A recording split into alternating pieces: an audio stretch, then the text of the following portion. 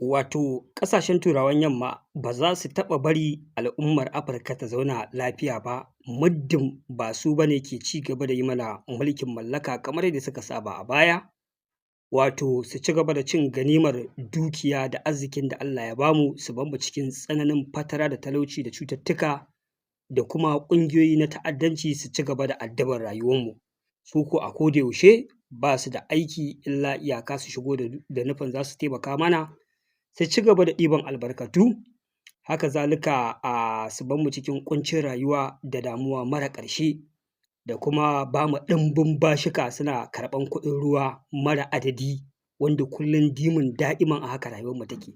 Su ne matalauta, su ne ba su da man fetur, su ne ba su da zinarai amma sun fi mu arziki. Mu kuma mu ne masu zinari, mu ne masu man fetur amma mun fi kowa talauci da fatara a faɗin duniya. To wannan ana yin shi ne sakamakon yadda suke zuwa su naɗa shugabanni 'yan amshin shata da sunan dimokuraɗiyya, su ringa amfani da waɗannan shugabanni suna ɗiban arzikin da Allah ya hore ma al'ummar Afirka, wanda ina ganin tun da waɗannan ƙasashe ƙwaya uku suka ɓalle ba, ƙasashen Turawan Yamma suka kasa zaune suka kasa tsaye, wato ma'ana Nijar, Burkina Faso da Mali. Wato tun da suka ƙwace a hannun Faransa, Faransa ta shiga cikin halin ƙaƙanikayi, wato kawai duk wata hanya da take nema ta dawo a asalin yadda take a baya, na ci gaba da cin ganimar waɗannan ƙasashe ta rasa.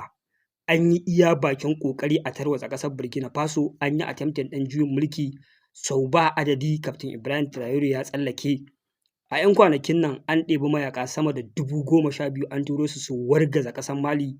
Ƙasar Mali sun tsallake. A cikin sati ɗaya ko sati biyu da suka gabata an ƙara afkawa cikin ƙasar Nijar, su ma a kawo kiosk a tarwatsa wannan ƙasa, Nijar sun tsallake. To yanzu fa duka waɗannan attempting ɗin da aka yi ba su yiwu ba, to yanzu fa an koma kai ƙara kotu. Wato ma'ana bayan mutanen nan sun jarraba hanyar soja da yaƙi babu nasara, sai suka fara cewa to bari mu fara muku bita da ƙulli, wai kotun duniya ta fara ƙalubalantar waɗannan shugabanni. Yanzu dai an fara kai ƙarar shugaban ƙasar Burkina Faso, wato Captain Ibrahim Traore, wanda ƙasar Faransa ce ta kai ƙarar shi a wurin European Union, wai cewa wai Captain Ibrahim Traore shekara 4 tun da ya hau kan mulki, al'ummar ƙasar Burkina Faso suna cikin wani mawuyacin hali, matsalar rashin tsaro, taɓarɓarewar tattalin arziki, al'ummar ƙasar suna cikin wani yanayi da akwai buƙatar fa lallai a yi dukkan mai yiwuwa a ga cewa an tsige wannan shugaba daga mulkin soja, an dawo an ci gaba da mulkin farar hula. Wannan shi ne ikon Allah, wannan shi ne ƙarfin hali ɓarawo da sallama. Maimakon ƙasar Burkina Faso a ga 'yan ƙasa ne suka fito suna ba mu yarda da wannan mulki ba, muna cikin tashin hankali, muna cikin wahala, a zo a taimake mu a tsige mana shugaba, ko kuma su da kansu su ci gaba da zanga-zanga suna bore suna sai ka sauka, wai duk ba a yi haka ba, wai sai ƙasar Faransa ita take tafiya ta kai ƙara a zo a sauke shugaba. To ni wannan abu ya ban mamaki, wannan shi ne ƙarfin hali fa ɓarawo da sallama. Wannan lamari cike yake da ban mamaki da ban al'ajabi. Wai Faransa ce ta kai ƙarar shugaban ƙasar Burkina Faso, ba 'yan ƙasar Burkina Faso ba ne suka kai ƙarar shugabansu. Kai ba ma maganar su kai ƙara ba, ai babu buƙatar sai sun kai ƙara. Su ne za su ce ba ma son mulkin soja, ba ma son ka sauka daga kan mulki, idan ya ƙi yadda a ga ana ta zanga-zanga, menene dalili, a ce bore ake ma shugaban ƙasa, ya jefa ƙasa cikin wani mawuyacin hali sai ya sauka. To amma babu ɗaya ƙanwar biyu fa, 'yan ƙasa suna san barka da shugaba, ga shi nan ana ta ƙere-ƙere, yanzu ƙasar Burkina Faso ta ci gaba, ana noma, ana ƙere-ƙere, wutar lantarki ana ta gyare-gyare.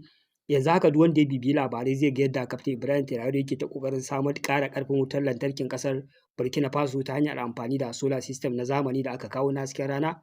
Ana nan ana ta aiki ka'in da na'in, al'umma na ta yabawa suna jin daɗi, amma fa ƙasar Faransa ita ta ruga da gudu ta tafi, wai ta tafi kai ƙara wai matsalar rashin tsaro a Burkina Faso. Wannan abu ya mugun ban mamaki fa, dama ana haka? A ce ku ne a ƙasarku, amma wanda zai je kai muku ƙara ya ce ga halin da kuke ciki, wanda su tun da aka kafa Afirka misali, akwai ƙungiyoyi da dama da aka kafa su domin magance irin waɗannan matsaloli na rashin tsaro. Ku kalli ƙungiyar ECOWAS misali kenan, ta kasa daƙile matsalar ta'addanci ƙwaya ɗaya a ilahirin ƙasashen da suke cikinta. Yanzu ƙarshen ECOWAS a ce mu nan Najeriya misali, shugaban ƙasarmu har riƙe shugaban ƙungiyar ECOWAS ya yi, amma ƙungiya ƙwaya ɗaya ta 'yan ta'adda ECOWAS ba ta taimaka an murƙushe ta ba. amma ECOWAS ta ruga da gudu ƙasar Benin Republic da jiragen yaƙi ta hana a juyin mulki. Mu kuma nan ga ƙungiyoyi nan su kashe su kama a ɗiba mutum 500 a tafi da su daji a garkuwa da su, amma ba za ka ga wai an je an yi haɗin gwiwa da sojojin wata ƙasa an je an kwato su ba. Amma an je za a yi juyin mulki a Burkina Faso mun ga yadda sojojinmu suka zabura suka tafi da jiragen yaƙi suka je suka dakatar da wannan juyin mulki. Wanda yake nuna waɗannan ƙungiyoyi ƙarya ne, ba an kafa ta bane domin kare muradan al'umma Afirka, an kafa ta ne domin ta ma turawan yamma su kansu aiki. To amma ita kuma ƙungiyar AES da suka kafa su uku, an ga yadda wannan ƙungiya a zahirance take aiki akan matsalar rashin tsaro. Misali idan wata ƙasa ta faɗa matsalar rashin tsaro, za a ga da gudu waɗannan ƙasashe su sun dugunzuma sun haɗu sun je sun taimaki wannan ƙasa take cikin su. Misali abin da ya faru a Mali kwanan nan, ai an ga yadda AES da sojojinta suka haɗu suka je suka taimaka aka yi tackling ɗin 'yan ta'adda. Wannan shi ake kira taimakon juna, wannan shi ne ake kira ƙungiya. Kai hatta su foreign alliance ɗinsu ma suna taimakon su wanda suke ɓangaren AES, misali Rasha. Har da Rasha aka yi a sojojinta aka yi yunƙuri aka dakatar da hare-haren ƙasar Mali. Kun ga irin wannan shi ake kira a ƙungiya, wanda su ƙungiyarsu tana amfanar su kuma suna iya bakin ƙoƙari suna tsare ƙasashensu. To amma duk da haka fa irin wannan yunƙuri da suke maimakon a yaba musu wai an je an kai ƙarar su, wai ba sa tackling ɗin matsalar rashin tsaro, al'umma tana cikin wani mawuyacin hali. Da dai abubuwa makamanta haka, wannan abin mamaki ne, abin al'ajabi ne, wanda ƙasar Burkina Faso tuni ta ɗauki mataki ta mai da martani, kuma ta yi summon ɗin ɗaya daga cikin ambassadors na EU, ta zauna da shi ta maida masa da martani kuma ta ji dalili da yasa aka je aka mata wannan karan tsaye a ɓangaren Burkina Faso kenan. A ɓangaren ƙasar Niger kuwa International Criminal Court wato ICC, an ga ƙasar Niger dama dai tun shekaru da suka gabata a Niger, ƙasar Niger, Mali da Burkina Faso suka bayyana cewa za su fice daga wannan kotu mara amfani. An ga 'yan kwanakin nan ƙasar Niger fa ita ta ƙara miƙa takarda kacokan na ficewarta daga wannan kotu ta ICC. Ma'ana yanzu da Niger ta miƙa takardarta, a ƙa'ida idan kuka miƙa takarda abin zai ɗauki shekara ɗaya kafin fully takardar ta fara aiki cewa kun fita kenan dindindin. Amma yanzu tana kan process, za ta ɗauki tsawon shekara ɗaya. Kafin ta ɗauki tsawon shekara ɗaya nan dole ƙasar Niger za ta ci gaba da girmama dukkan wasu umarni da dokoki na wannan kotu. Bayan shekara ɗaya nan ta cika, to a dokance a hukumance yanzu ƙasar Niger ba ta cikin wannan doka ta wannan kotu. Me yasa ƙasar Niger ta fice daga wannan kotu? Kai duk wata ƙasar da ta san 'yancin kanta dama bai kamata a tsince ta wai tana bin wata doka ta kotun ICC ba. Ƙarya ce, doka ce kawai da aka kafa ta duk shugaban ƙasan da ya yi ma ƙasashen turawan yamma bore, za a ɗanɗana mai kuɗar shi a wannan kotu. Yana gama mulki za a zo a fara bincike a kan shi, a je a mai sharance-sharance, a ƙarshe a je a garkame shi saboda bai musu biyayya ba. Amma in kana musu biyayya, duk irin baƙin zaluncin da za ka yi a faɗin duniya, billahi ba abin da zai faru da kai. Kowane irin cin zarafi za ka ma al'umma, ka kashe al'umma ka ƙasarka, ka jefa ƙasa cikin yaƙi da bala'i da masifu iri-iri, ba za su taɓa hukunta ka ba in dai dama da goyon bayansa kake wannan aika-aika. Amma da yadda ka kai ga taimakon al'umma ƙasarka, ka kawo ma ƙasarka ci gaba, ka hana su ɗibi albarkatun wannan ƙasa, ka hana su zo su kawo dokoki wanda kai ƙasarka ko al'umma ƙasarka ba su amince ba, kana sauka sai an maka bita da ƙulli, an je an dafe ka, an je an jefa ka cikin halin ƙaƙa-ni-ka-yi, wanda gwamnatin ƙasar Niger, Mali da Burkina Faso suna sane da cewa suna ɗaya daga cikin shugabannin da aka ɗana ma irin wannan tarko. Ake so nan gaba kaɗan suna sauka daga mulki su tsinci kansu a wannan kotu, an danƙe su, an je an gurfanar da su a musu hukunci, wanda kuma dai kun san sauran. Wanda wannan mataki da wannan ƙasashe suka ɗauka, gaskiya mataki ne da ya dace, wanda kowa ya san son zuciya da rainin hankali irin na turawa. Yanzu ku duba, za su zo su ce maka kai azzalumi ne, ba ka bin demokarasi a ƙasarka, ko kana nema kai mulki ya wuce ƙa'ida da sauransu. Amma fa in shugaban da yake musu biyayya ne, idan za ka shekara 100 a mulki, billahi lazi ba za su ce maka a'a ba. Me ya faru a ƙasar Kamaru? Wannan tsohon shugaban ƙasar Kamarun Paul Biya, tsoho tukub, ya nuƙurƙushe, ba zai mori ba, ba zai amfana ba. Wannan ko kaji kake kiwo ka bashi ya maka jagorancin su, billahi lazi sai ya bari sun mutu. Amma shekara kusan 50 da wani abu yana mulki a ƙasar Kamaru, ai zaɓe ya ci, sai da ya ci zaɓe kusan karo na 7, wai yana ci gaba da mulkin wannan ƙasa.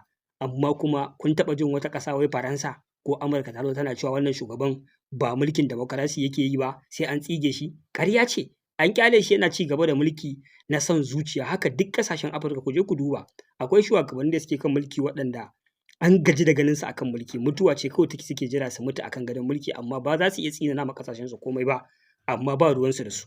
Amma wani shugaba da shekara 1 ko 2 ko 3 ya yi akan mulki, amma da yake ya tare dukkan wata ƙofa da wata hanya da al'ummar ƙasashen Turawa za su zo su ɗiba ganima, to an fa ta ƙorafi a kansa kenan, ana neman hanyar da za a bi ko ta halin ƙaƙa a tsige shi. Yanzu ku kalla Captain Ibrahim Traore ga yarinta ga jarumta sun fara ƙorafi da neman hanyar tsige shi, amma ku je ku duba shugaban ƙasar Kamaru wanda tsoho ne ba zai mori ba, ba ta shi suke ba, saboda shi biyayya yake musu, duk abin da suke so a ƙasar kawai kai tsaye za su samu. To wai yanzu wancan an bar shi ya ci gaba da mulki, ba yi da wani ƙalubale, ba yi da wani naƙasu. Shi kuma wannan yaro matashi da yake ƙoƙari a ƙasarsa, ana nema ko ta halin ƙaƙa sai an raba shi da mulkin nan, an kawo ɗan amshin shata da zai ci gaba da musu yadda suke so. To wannan shi ne dai tsarin da duniya ta koma, wato tsarin mulkin mallaka yana so da ƙarfi da yaji ya dawo ƙarara, a ci gaba da kawai abin da aka faro a farko, ƙasarku taku ce amma da dukiyar ƙasar da shugabannin ƙasar ba ku da iko da su, wanda irin wannan abubuwa su ne suke mai da mu koma baya. Duk wanda yake neman a san me yasa har yau ƙasashen Afirka ba za a ga daidai ba, to waɗancan mutanen su ne suka hana mu ga daidai, su ne ba za su bari mu yi ilimi ba. Idan muka yi ilimi na sarrafa komai, to ba za su iya da mu ba.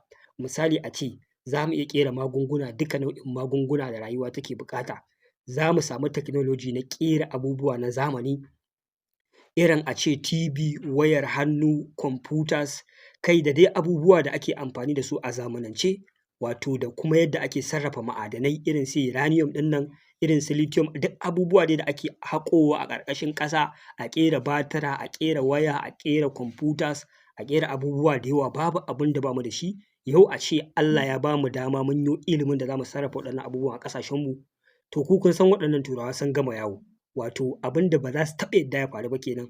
Shi ya sa kullum banda ciwo bashi da yaƙi da 'yan ta'adda da yaƙi da cututtuka, babu abin da ake fama da shi a Afirka.